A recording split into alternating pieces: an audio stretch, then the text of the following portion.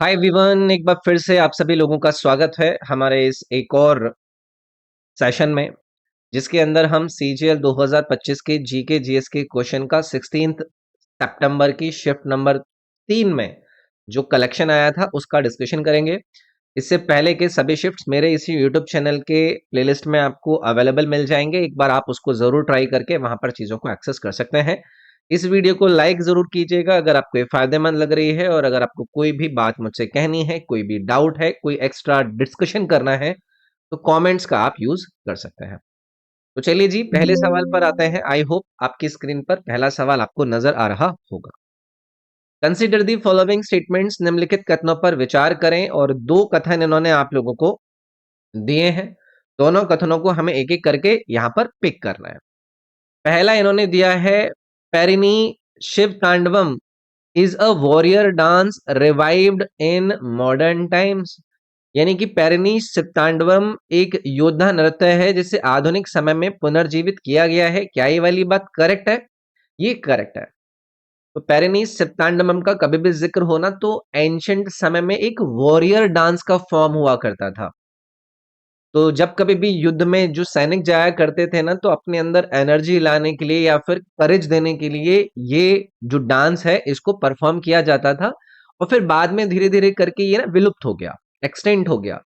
And then फिर समय आता है आपके 20th सेंचुरी का, जहां पर कल्चरल रिवाइवल के थ्रू इसको वापस जिंदा करा गया।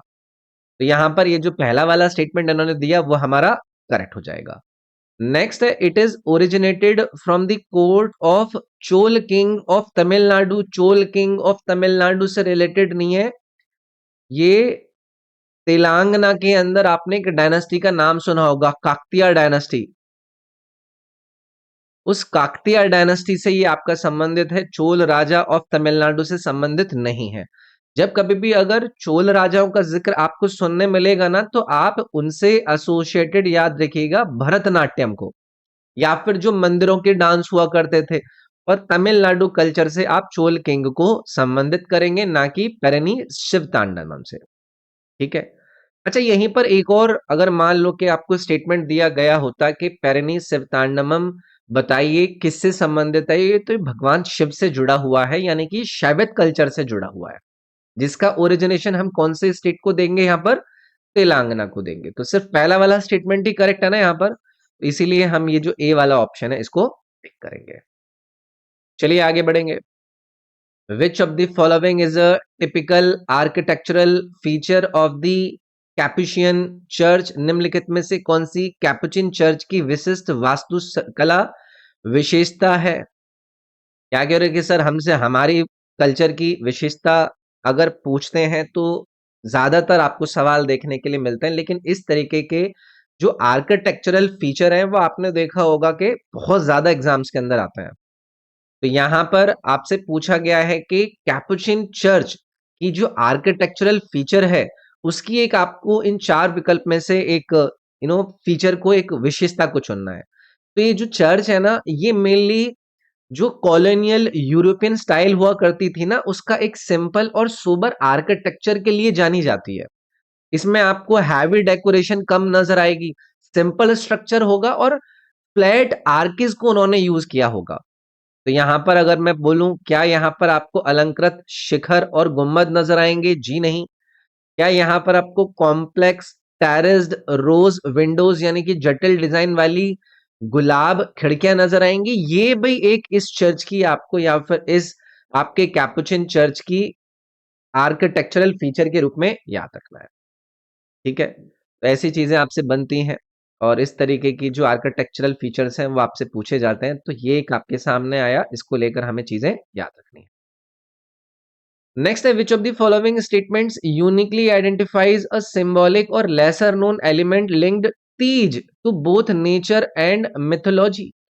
निम्नलिखित में से कौन सा कथन तीज को प्रकृति और पौराणिक कथाएं दोनों से जोड़ने वाले प्रतीकात्मक या कम ज्ञात तत्व की पहचान करता है? तीज का जिक्र हुआ है। तीज एक ल्यूनर गॉडेस लिंक से फर्टिलिटी और रेन पर आधारित एक आपका त्योहार है। यानी कि जो तीज का हम डिस्कशन करते हैं ना, वो चंद्र देवी से जुड़ा है, जो साल यानी कि वर्ष और प्रजनन से आपका एसोसिएटेड है। तो तीज सिर्फ फेस्टिवल नहीं होता है, इसका आपको सिंबॉलिक और मिथोलॉजिकल मीनिंग भी बताया जाता है मार्केट में। तो एंशंट जो धारणाएं हैं, जो बिलीफ्स हैं, उसमें तीज को आप चंद्र से, जो बारिश की साइकिल होती है उससे, आप फर्टिलिटी से जैसे कि हार्वेस्टिंग, या फिर जो वुमेन्स की प्रॉस्पेरिटी होती है उससे जुड़ा हुआ माना जाता है। ठीक है, तो यहाँ पर एक एक करके बाकी के जो ऑप्शन दिए हैं वो भी हम देख लेते हैं, लेकिन यहाँ पर करेक्ट आंसर क्या बनना चाहिए वो आपको मैंने बता दिया। Teej is a public holiday in all north Indian states during the month of Aadi. बिल्कुल सही नहीं है ये। Teej refers to a lunar goddess linked to fertility and rain, ये वाला स्टेटमेंट जो इन्होंने इसमें दिया है ये इस पर करेक्ट जाएगा। ठीक है, पब्लिक हॉलिडे एवरीवेयर ये वाली बात गलत है, लिमिटेड रीजन्स के अंदर यहाँ पर हॉलिडे मिलता है। ठीक है, बाकी इन्होंने तीसरे में दिया था the name Teej comes from a red insect seen in monsoon, ये वाली बात भी गलत है। रेड इंसेक्ट वाली जो थ्योरी है ना, वो जो लोक कथाएं होती हैं उसमें कही जाती है, बट प्राइमरी ये इसका सिंबॉलिक मीनिंग नहीं है। Swinging during Teej represents lunar cyclic and Shiva तांडव, ये वाला स्टेटमेंट भी करेक्ट नहीं है। स्विंगिंग मतलब होता है जो एक सेलिब्रेशन का सिंबल, ओरिजिन को एक्सप्लेन नहीं कर रहे, और उन्होंने यही हमसे पूछा था कि बताइए कि कौन सा आइडेंटिफाई कर रहा है एक सिंबॉलिक इसके यूनिकली फीचर को। तो वो आपका ये जो बी वाला ऑप्शन है वो उसमें सही बैठता। नेक्स्ट है which of the following statements about Mahasandhi Vigrahika during Guptas rule is correct. गुप्त शासन के दौरान महासंधि विग्रहिक के बारे में निम्नलिखित में से कौन सा कथन सही है। देखो, जब हम इस टर्म का जिक्र करते हैं या फिर ये जो एक टर्म हम एसोसिएट देखते हैं वो हमें गुप्त शासन के अंदर नजर आता है। तो मतलब ऐसा मान लीजिएगा कि गुप्त काल के अंदर एक हाई लेवल का एक डिप्लोमेटिक ऑफिसर हुआ करता था, जिनका काम हुआ करता था कि भाई जो फॉरेन रिलेशंस हैं उनके ऊपर काम करेंगे, जो ट्रीटीज हैं, जो संधियां हैं उनके ऊपर वो काम करेंगे, युद्ध के अंदर काम करना, पीस को लेकर यानी कि शांति को लेकर वहां पर नेगोशिएशंस करना, ये वाला काम करते थे ये आपके महासंधि विग्रहक। ठीक है, तो यहां पर संधि का मतलब क्या है सभी को पता है, संधि का मतलब होता है ट्रीटी या फिर एग्रीमेंट। ये जो विग्रह इन्होंने दिया है इसका मतलब क्या होता है, कन्फ्लिक्ट या फिर वॉर। तो संधि विग्रह कौन हो जाएंगे, पीस एंड वॉर की पॉलिसी को हैंडल करने वाले ऑफिसर। तो यहां पर हमारा करेक्ट आंसर क्या बनेगा, he was the chief justice of the kingdom, जी नहीं। ही सुपरवाइज इरिगेशन, यानी कि वो सिंचाई के कार्यों को थोड़ी ना यहाँ पर पर्यवेक्षण कर रहे हैं। He acted as the foreign minister and collaborated closely with the king and military. ये सी वाला ऑप्शन आपके इस महासंधि विग्रह को लेकर करेक्ट बनता। ठीक है, सिंपल सा सवाल है, अच्छा सवाल है। जैसे इन्होंने चीफ जस्टिस की बात करी है तो ये एक अलग डिपार्टमेंट हो रहा होता था। इरिगेशन या फिर रेवेन्यू को लेकर लोकल एडमिनिस्ट्रेशन का आपको काम नजर आएगा। टेम्पल के जो अफेयर्स हैं वो आपके रिलीजियस ऑफिसर्स के रोल हुआ करते थे, वो इस महासंधि विग्रह के रोल नहीं है। नेक्स्ट है which of the following pairs of Kashmiri music and it's description is correctly matched. निम्नलिखित में से कश्मीरी संगीत और उसके वर्णन का कौन सा युग्म सही सुमेलित है। चार नाम यहां पर आपको दिए गए हैं भाई। देखो, कश्मीर का एक जो क्लासिकल स्पिरिचुअल म्यूजिक सिस्टम है ना, उसमें हमें कई सारी चीजें सुनने मिलती हैं। अब इन्होंने हमसे क्या पूछा है, इन्होंने हमसे पूछा है कि बताइए कि कौन किसके साथ करेक्टली मैच्ड है। तो हमें एक एक करके सारी चीजों पर ध्यान होना होगा। पहला इन्होंने यहाँ पर चक्री का नाम लिया है, ये क्या है, classical form using santoor and Hafiz nagma, ये वाली बात यहाँ पर गलत हो जाएगी। चक्री क्या है ना, एक फोक सिंगिंग, एक फोक सिंगिंग स्टाइल है, ये सिंगिंग करने के लिए एक स्टाइल यूज करी जाती है। ऐसे यहाँ पर रूफ का इन्होंने यूज किया है, ये एक इंस्ट्रूमेंटल ड्यूएट है जिसको परफॉर्म्ड करा जा रहा है संतूर और सितार से, ये गलत करना पड़ेगा। ये तो एक वुमेन्स का फोक डांस है, तो ये हमारा यहाँ पर एलिमिनेट होगा।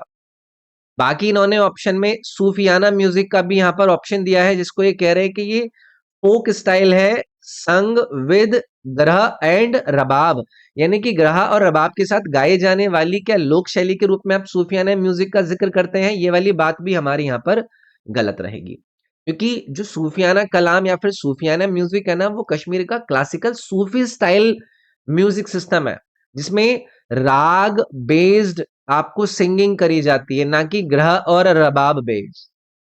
ठीक है, तो इसलिए ये आपका बी वाला ऑप्शन गलत हो गया यहाँ पर। फिर तीसरा इन्होंने दिया है आपको हाफिज नगमा।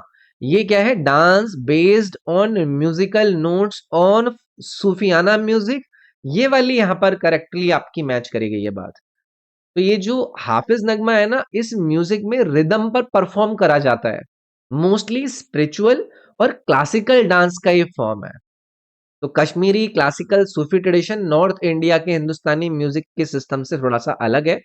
तो फिलहाल इन्होंने पूछा था कि किसका डिस्क्रिप्शन करेक्टली मैच्ड है, वो हमने हाफिज नगमा का करेक्ट यहाँ पर जाना। नेक्स्ट है in pole vault how many failed attempts are allowed before disqualification. Pole vault में अयोग्यता से पहले कितने असफल प्रयास की अनुमति होती है। हर आपके ऐसे जो ओलंपिक इवेंट्स या फिर इस प्रकार के जो गेम्स होते हैं ना, उसमें आपको मल्टीपल अटेम्प्ट दिए जाते हैं। तो एथलेटिक्स के अंदर किसी हाइट पर एथलीट को मैक्सिमम 3 अटेम्प्ट मिलते हैं। अगर 3 बार वो क्रॉस नहीं कर पाया तो उसको डिस्क्वालीफाई कर दिया जाता है। अगर आप देखते होंगे ओलंपिक्स के गेम, तो आप ये चीजें देखते हैं। ठीक है, तो ये 3 अटेम्प्ट वाली बात आपको यहाँ पर याद रखनी है। नेक्स्ट है match the dynasties listed in column A with the regions they primarily ruled over as given in column B. इधर आपको कुछ डायनेस्टीज दी गई हैं, इधर आपको वो रीजन्स दिए गए हैं जहां पर इन्होंने रूल किया। तो एक एक करके देखते हैं। पहला इन्होंने दिया है गुर्जर प्रतिहार। गुर्जर प्रतिहारा का जिक्र होता है तो गुजरात और राजस्थान की तरफ आपको अपना रुख कर लेना है। तो ए आपका जाकर जुड़ेगा इस तीसरे वाले से। राष्ट्रकूट का जो प्राइमरली जिस रीजन पर उन्होंने रूल किया वो था आपका दक्कन का पश्चिमी वाला भाग। तो राष्ट्रकूट को हम वेस्टर्न डेक्कन के साथ लिंक कर देंगे। पालास के बारे में सभी को पता है, ये बंगाल के अंदर रूल करा करते थे। और चोलास के बारे में भी पीछे बताकर आया था सवाल में, इनका संबंध तमिलनाडु से है। तो अब जो भी आपका मैचिंग बनेगा उसको आप यहाँ पर लिंक कर लीजिएगा। Gurjar Pratihara north west India से संबंधित है, जहां पर आपको राजस्थान और गुजरात वाली बेल्ट नजर आएगी। राष्ट्रकूट को हम आज का जो महाराष्ट्र और कर्नाटक वाला रीजन है, यानी कि वेस्टर्न डेक्कन है, उसके साथ लिंक कर देंगे। उसके बाद पालास का इन्होंने पूछा है, जिनको आप बंगाल वाले रीजन के साथ लिंक कर देंगे, मेनली बंगाल और बिहार वाला रीजन। वहां पर आपको पालास का शासनकाल देखने के लिए मिलेगा। और चोलों के बारे में मैंने स्ट्रॉन्ग नेवल एम्पायर के रूप में आपको तमिलनाडु वाले रीजन के अंदर इस पर पहले भी चर्चा करी हुई है। ठीक है, चलिए। Which city is set to host the 2026 Commonwealth Games after Australia withdraw from hosting. Australia द्वारा मेजबानी से हटने के बाद कौन सा शहर 2026 राष्ट्रमंडल खेलों की मेजबानी करेगा? करंट अफेयर पर बेस्ड एक बेसिक न्यूज है। ऑस्ट्रेलिया ने 2026 की होस्टिंग से विड्रॉ कर लिया था, क्योंकि उनके बजट के इश्यूज वगैरह थे। और उसके बाद ग्लासगो, जो ऑप्शन नंबर सी में इन्होंने आपको दिया है, इनको 2026 कॉमनवेल्थ गेम को होस्ट करने के लिए फाइनल करा गया। ग्लासगो पहले भी 2014 के कॉमनवेल्थ गेम्स को होस्ट कर चुका है। इंफ्रास्ट्रक्चर उनके पास ऑलरेडी है, इसीलिए फास्ट रिप्लेसमेंट ग्लासगो इनको मिल गई, वो हमारा करेक्ट हो गया। अब देखो, इन्होंने बर्मिंघम को भी आंसर दिया है, ये आपका 2022 में होस्ट किया था, अगर आपको याद हो। विक्टोरिया का इन्होंने नाम लिया है, ये ऑस्ट्रेलिया का स्टेट है, इसने विड्रॉ कर लिया, तो ये तो हमारा वैसे ही एलिमिनेट हो गया। टोरंटो को बारे में आपको पता है, कनाडा के अंदर ये है, लेकिन इसको होस्टिंग से आप एसोसिएटेड नहीं करते हैं। ठीक है, तो ये ग्लासगो क्लियर है ना? ग्लासगो कहां पर है ये आपका? स्कॉटलैंड में। ठीक है, चलिए। Which corridor enhances India's access to Central Asia through Chabahar port? कौन सा गलियारा चाबार बंदरगाह के माध्यम से मध्य एशिया तक भारत की पहुंच को बढ़ाता है? सिंपल है यार। अगर आप इंटरनेशनल रिलेशंस को अच्छे से फॉलो करते हैं तो आपको प्रॉब्लम होनी नहीं चाहिए। तो इंडिया को अगर मध्य एशिया प्लस रशिया और प्लस यूरोप तक कनेक्ट करने का काम करता है ना, तो वो आपका कौन सा करता है, आपका INSTC। What is this INSTC? ये है international north south transport corridor. तो ये जो नॉर्थ साउथ ट्रांसपोर्ट कॉरिडोर वाला इन्होंने ऑप्शन दिया है ना, वो करेक्ट रहेगा। एक मल्टी कंट्री ट्रेड रूट है ये, ईरान से होकर गुजरता है। तो इसका मेजर जो गेटवे है वो कौन है, वो है चाबार बंदरगाह। चाबार पोर्ट कॉरिडोर का काम करता है, सी, रोड एंड रेल से फास्ट ट्रेड प्रोवाइड करेगा, जिसमें हम पाकिस्तान को बाईपास कर रहे हैं बेसिकली। ठीक है, तो ये चीज क्लियर भाई। अब यहां पर देखो इन्होंने ईस्ट वेस्ट कॉरिडोर हमें दिया। ईस्ट वेस्ट कॉरिडोर इंडिया के अंदर हाईवे प्रोजेक्ट है।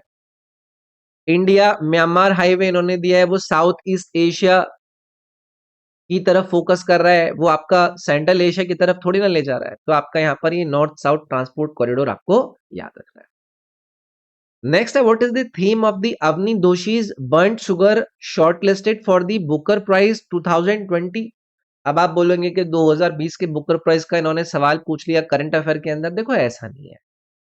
पिछले कुछ सालों में या फिर मान लो कि कोई भी हमारे भारत का ऐसा ऑथर जिनकी जो बुक है, जो नॉवेल है, उसको शॉर्टलिस्ट करा गया हो इतनी बड़ी प्राइस कैटेगरी के अंदर, तो वो हमारे लिए इंपॉर्टेंट हो जाता है। बर्न्ट शुगर इसका नाम है। ऑथर क्या नाम है, अवनी दोषी। एक स्टोरी फोकस करने से रिलेटेड आपसे बातें पूछी जाती हैं इसमें ना।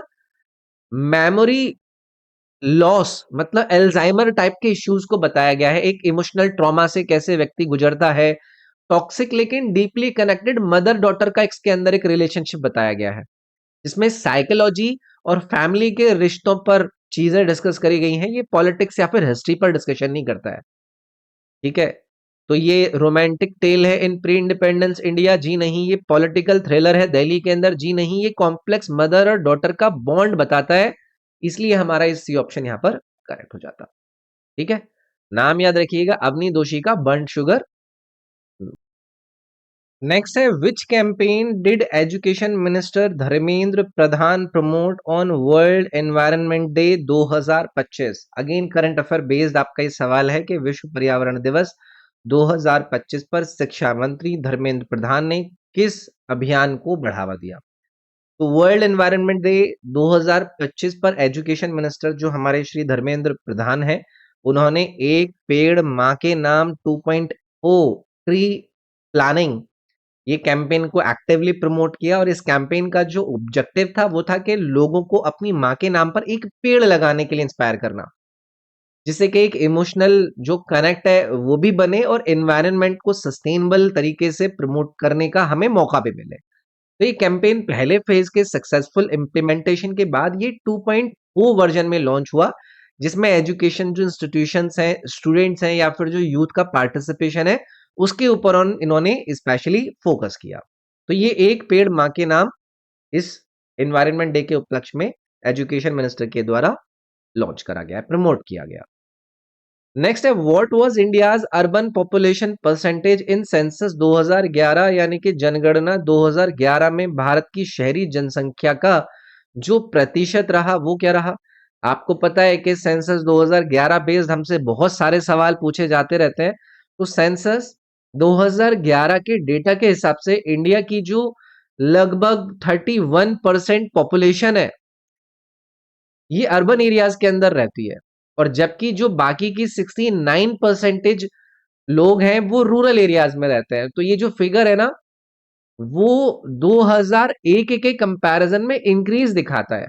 2001 में ये परसेंटेज लगभग 27% के आसपास थी, जो कि 2011 में बढ़कर आपका 31% के पास पहुंच गई। तो ये ट्रेंड हमें क्या बताता है कि ये अर्बनाइजेशन की तरफ काफी सारे लोग बढ़ रहे हैं, माइग्रेशन हो रहा है, इंडस्ट्रियलाइजेशन हो रहा है और सर्विस सेक्टर की ग्रोथ हो रही है। इससे हमें ये पता चलता है।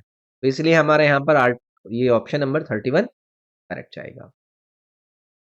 नेक्स्ट है, what is the maximum payload capacity of India's upcoming next generation launch vehicle यानी कि NGLV to low earth orbit यानी कि लियो?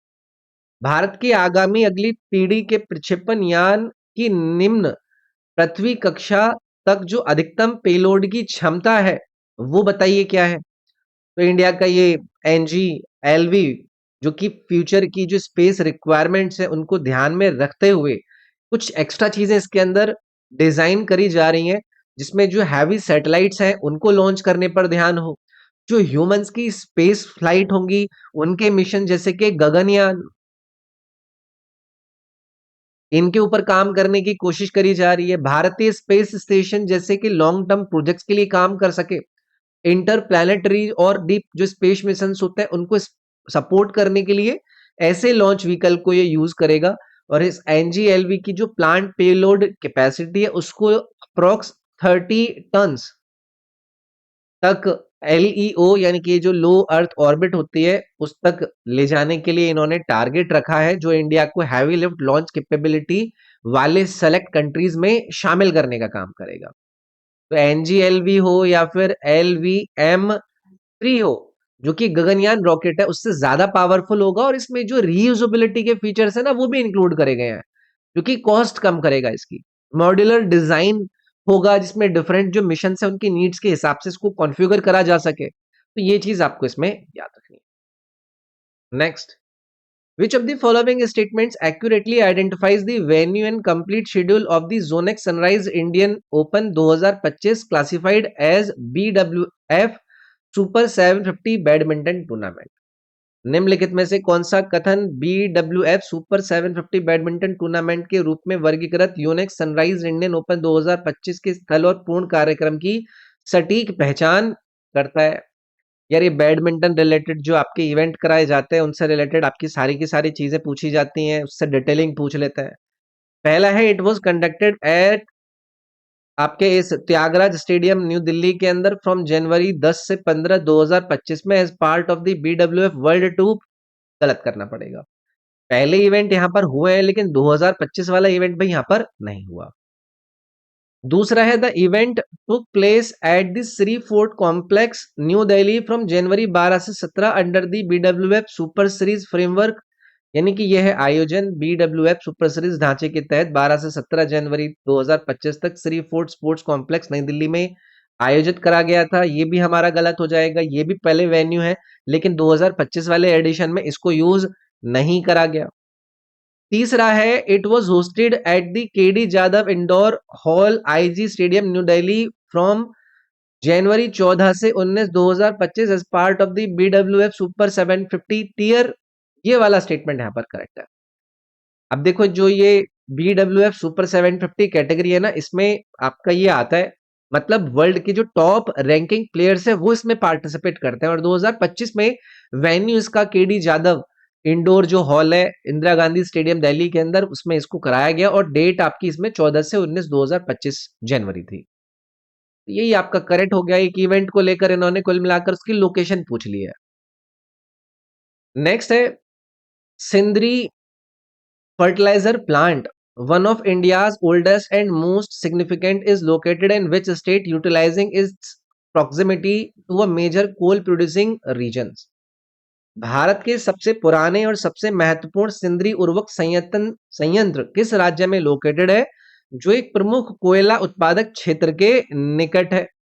इस प्रकार के जो प्लांट्स वगैरह होते हैं ना, जैसे कि सेंद्रीय फर्टिलाइजर प्लांट, ये इंडिया का one of the oldest fertilizer factory है जो कि कोल बेस्ड रॉ मटेरियल के ऊपर डिपेंड करता है और इसीलिए इसे बनाया गया झारखंड के कोल बेल्ट के पास। तो यहाँ पर हमारा ऑप्शन नंबर सी करेक्ट आएगा, जहां पर आपको झार या बोकारो के जो कोल फील्ड है ना उसके पास में ये लोकेटेड है।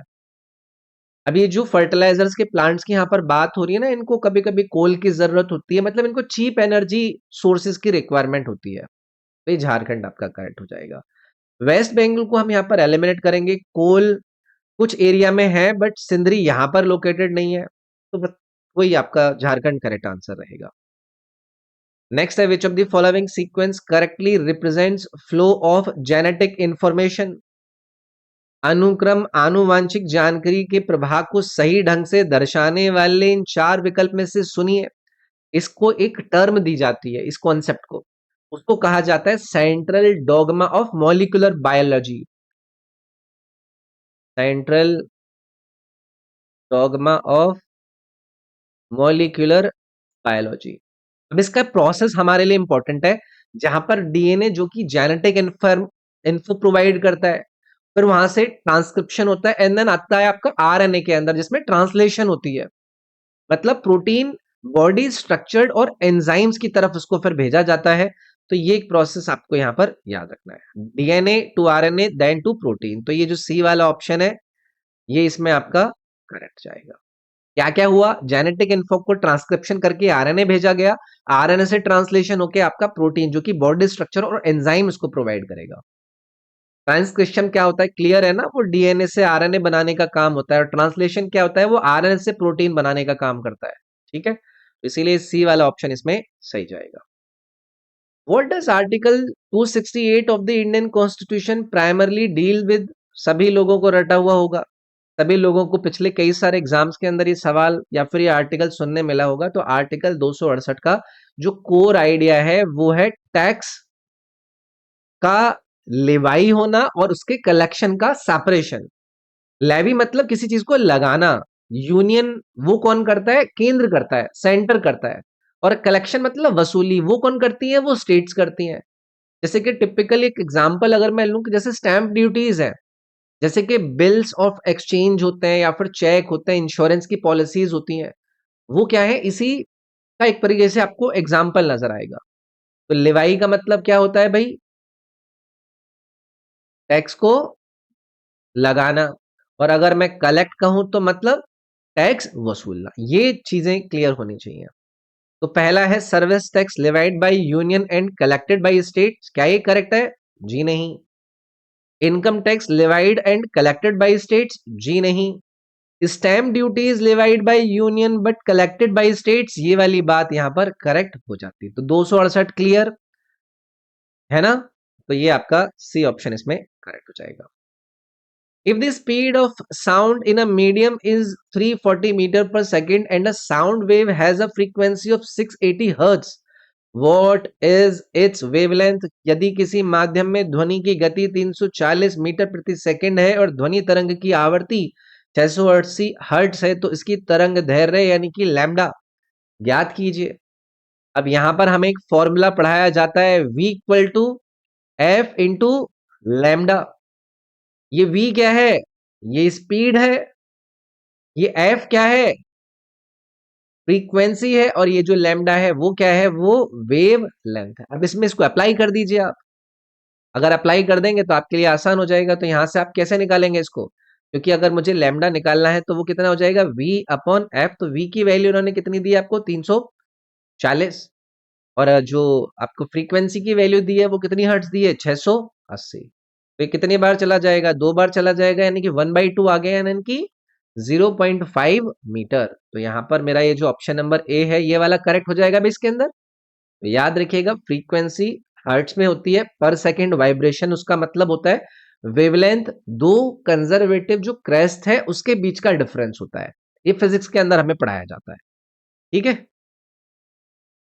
What is the primary aim of ties? Ties का प्राइमरी जो प्राथमिक उद्देश्य है वो बताइए। व्हाट इज दिस टाइज, या फिर इसका जो उद्देश्य है, देखो टाइज का पर्पस है एक्सपोर्ट्स का पुश करना बाई बिल्डिंग, वेयर हाउसिंग करी जाएगी, टेस्टिंग लैब्स बनाई जाएंगी, कोल्ड चेन्स तैयार करेंगे, लॉजिस्टिक्स पार्क्स बनाएंगे, जो इंफ्रा है उसको हम बॉर्डर करेंगे। तो इसमें फोकस होता है एक्सपोर्ट कॉम्पिटिटिवनेस इंप्रूव करने पर।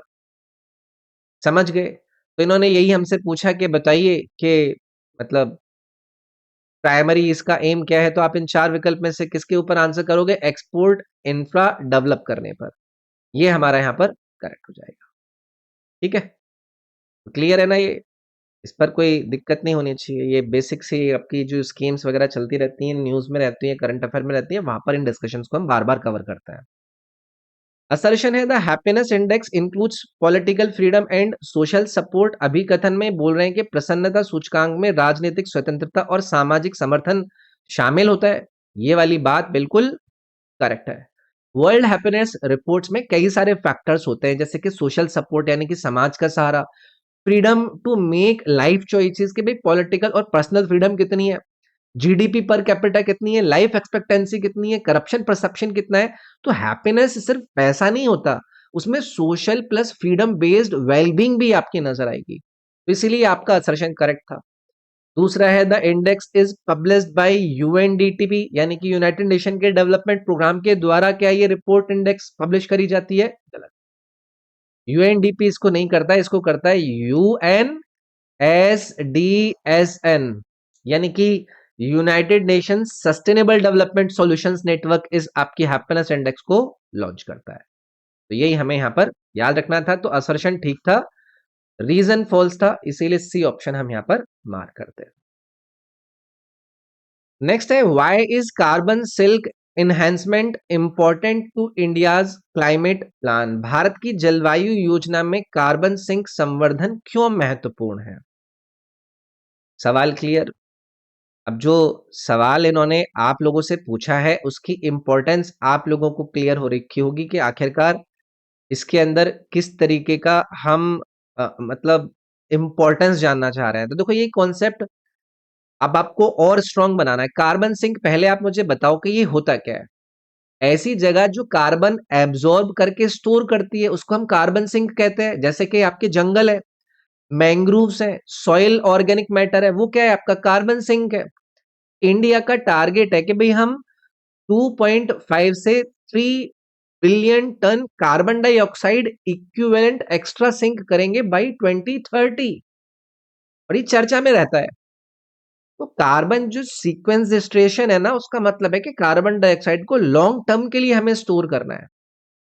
तो वो यहाँ पर आपका किसके अंदर इन्होंने ऑप्शन के अंदर प्रोवाइड किया है, इसमें इन्होंने आपसे बात करी है store carbon dioxide in vegetation and soil. यही है इसका मतलब इंपॉर्टेंस। असर्शन रीजन बेस्ड आपसे एक और सवाल है पूछ रहे हैं, देखते हैं क्या पूछ रहे हैं। असर्शन में कह रहे हैं कि India adopted import substitution during the planning era, Bharat ने नियोजन काल के दौरान आयात प्रतिस्थापन को अपनाया। क्या ये बात सही है? देखो कुछ चीजें हमें जानने की जरूरत होती है। प्लानिंग एरा कौन सा है? 1950 से 80s वाला, जहां पर प्लानिंग्स हुई थी इंडिया में। बोला गया कि भाई जो चीज इंपॉर्टेंट होती है वो देश में ही बनेगी। पर्पस यही था कि सेल्फ रिलायंस बने, फॉरेन डिपेंडेंसी हमारी कम हो, है कि नहीं? यही मेन चीज थी। तो क्या ये वाली बात आपकी यहां पर करेक्ट हो गई कि India adopted import substitution during planning commission? बिल्कुल सही है ये वाली बात। फिर रीजन में ये बोल रहे हैं this was to protect infant domestic industries from foreign competition, इसी उद्देश्य से इसको लाया गया था। तो ये दोनों सही है और वो उसको करेक्टली एक्सप्लेन भी कर रहा है, तो इसलिए ए ऑप्शन इसमें सही चला जाएगा। ठीक है, चलिए आगे बढ़ेंगे। कंसीडर दीज कॉस्मिक फिनोमिना, इन खगोलीय घटनाओं पर विचार करें और बताएं कि इनमें से कौन कौन से करेक्ट है। Black holes emit X rays directly from their event horizon, black hole अपनी घटना क्षितिज की सीधे एक्स रे उत्सर्जित करते हुए नजर आता है। देखो जब कभी भी ब्लैक होल्स के डिस्कशन में हम करते हैं तो इवेंट होराइजन क्या है? वो ब्लैक होल की बाउंड्री है जहां से कुछ भी बाहर नहीं निकल सकता, यानी कि लाइट भी नहीं निकल सकती। और एक्सरे आपकी कहां से आती है? वो एक्सप्लोरेशन डिस्क से आती है, वो ब्लैक होल के अराउंड घूमती हुई सुपर हीटेड गैस की जो रिंग्स होती है वहां से आती है। तो ये इवेंट होराइजन से थोड़ी ना आ जाएंगी, तो ये वाली बात इन्होंने यहां पर गलत होगी। ठीक है, दूसरा है pulsars are rapidly rotating neutron stars, ये वाली बात आपकी करेक्ट है। न्यूट्रॉन स्टार क्या होता है? जो सुपरनोवा के बाद बचा हुआ डेंस कोर होता है उसको हम न्यूट्रॉन स्टार कहते हैं। और पल्सर्स हम किसको कह देते हैं? जब ये कोर बहुत तेज घूमता है और रेडिएशन बीम भेजता है तो वो आपके पल्सर कहलाते हैं। तो यहां पर सेकंड वाला करेक्ट था ना, सेकंड स्टेटमेंट करेक्ट ओनली वाला ये ऑप्शन सही जाएगा हमारा। Next, which article allows parliament to legislate on a subject in the state list during a national emergency? कौन सा अनुच्छेद राष्ट्रीय आपातकाल के दौरान संसद को राज्य सूची के किसी विषय पर कानून बनाने की अनुमति देता है? बहुत ही आसान है यार। स्टेट लिस्ट का मतलब होता है वहां पर स्टेट्स का आपको डोमेन नजर आएगा, लेकिन जब नेशनल इमरजेंसी यानी कि आर्टिकल 352 लगती है तो आर्टिकल 350 पार्लियामेंट को पावर देती है कि वो स्टेट लिस्ट पर भी लॉ बना सकता है। तो ये 250 वाला जो ऑप्शन है ये हमें याद रखना है। ठीक है, आर्टिकल 256 हमें यहाँ पर करेक्ट नहीं करना है, सेंटर डायरेक्शन है स्टेट्स के लिए। 254 भी करेक्ट नहीं रहेगा, वो कॉन्करेंट लिस्ट के कन्फ्लिक्ट के ऊपर बात करता है। 352 तो आप सभी को पता है इमरजेंसी को डिक्लेयर करता है, ये लो पावर थोड़ी ना देता है। नेक्स्ट है कंसीडर दी फॉलोइंग स्टेटमेंट्स, निम्नलिखित कथनों पर विचार करें और कौन कौन से करेक्ट हैं यानी कि सही हैं वो बताना है। ये दो स्टेटमेंट इन्होंने आपको दिया है। पहला statement, article 131 A gave high courts exclusive power to decide on central laws validity. अनुच्छेद 131 ए उच्च न्यायालयों को केंद्रीय कानूनों की वैधता पर निर्णय लेने का विशेष अधिकार देता है। ये तो गलत होगी बात यार। आर्टिकल 131 ए सुप्रीम कोर्ट को ये एक्सक्लूसिव पावर देता है, ना कि हाई कोर्ट्स को। तो ये वाला हमने गलत कर दिया यहाँ पर। दूसरा है, it was repealed by 43rd constitutional amendment. इसे 43rd में संशोधन द्वारा निरस्त कर दिया गया था। ये वाली बात यहाँ पर करेक्ट है। 42nd अमेंडमेंट ने आर्टिकल 131 ए को ऐड किया और 43rd अमेंडमेंट 1977 ने इसे हटा दिया था। तो यहाँ पर दूसरा वाला स्टेटमेंट सिर्फ सही था, तो इसीलिए हम ओनली 2 मार्क करेंगे। तो भाई ये था हमारा डिस्कशन 16 सितंबर की शिफ्ट नंबर 3 के जी के जीएस के क्वेश्चंस का। अगर पसंद आया तो लाइक जरूर करें, मजा आई होप आपको आ रहा होगा। बाकी कोई भी बात अगर रहती है तो कमेंट जरूर करिएगा, अपने फ्रेंड्स के साथ शेयर करिएगा और चैनल सब्सक्राइब जरूर करिएगा। Thank you.